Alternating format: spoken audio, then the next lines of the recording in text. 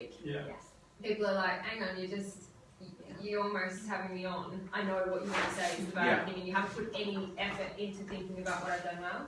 So quite often, you're quite right, tokenistic. These are kind of like, oh, you're doing a great job. And now we'll talk for a quarter of an hour about all the things that you could improve. Oh, by the way, and it's a bit glib and all that sort of thing. The other thing is a lot of people know that technique, if you like, so they're a bit cynical about it. And they're aware of what you're doing. Absolutely. I think the way that I've had it said before, which makes it less abrupt and a bit more sort of, it all links together, is, you know, this is going well, I'm not sure about that.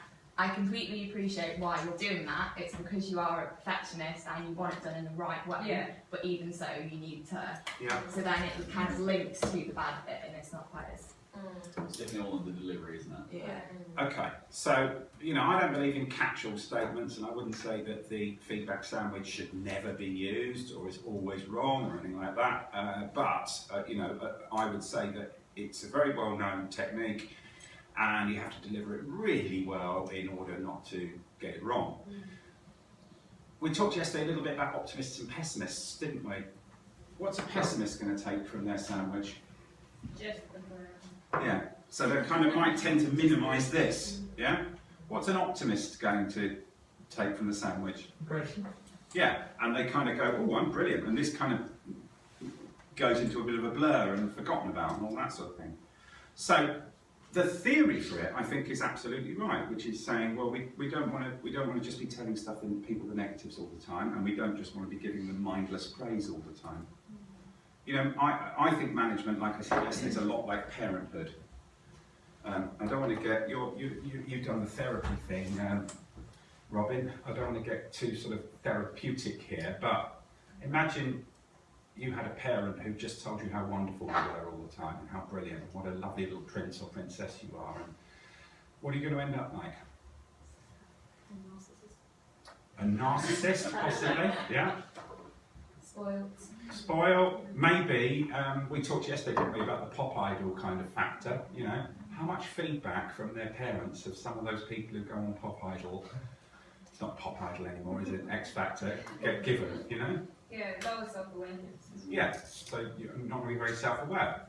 What about the other way around? If you're like my dad, dear old dad, loved him, but wasn't great at praise, but very good at pointing out when something's wrong. What are you going to end up like? Low self-esteem, lacking in confidence, all of that sort of stuff. Absolutely. So there should be a balance. Has anybody ever heard of a theory called the emotional bank account? It was actually Craig who taught me about this. What's the emotional bank account all about?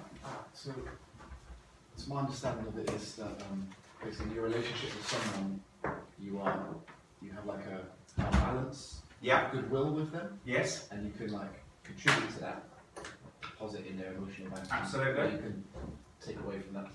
But if the thinking goes like, if you have a good enough balance, then it gives you a sort of license to actually say some tough stuff and make some criticisms because there's that goodwill balance.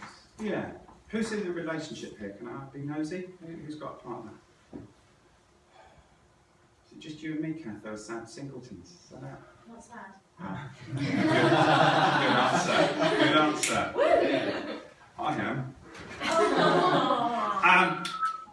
Every time someone gives us a bit of praise or thanks us for something that we've done, and gives us some good motivational feedback, a little deposit is made in our emotional bank account, and it builds up, and it builds up, and it builds up. Because when somebody gives us a bit of developmental feedback, however sensitively it's delivered, however accurate it is, we get a little bit of pain, don't we? I don't know, maybe not everyone's like me, but I've been given feedback which is entirely accurate. I know it's true, I know it's given with the right intention, etc., etc.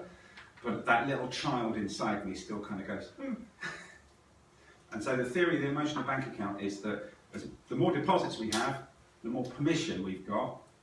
What was the word you used, Ian? Not permission, but A license. A license to give people that feedback is.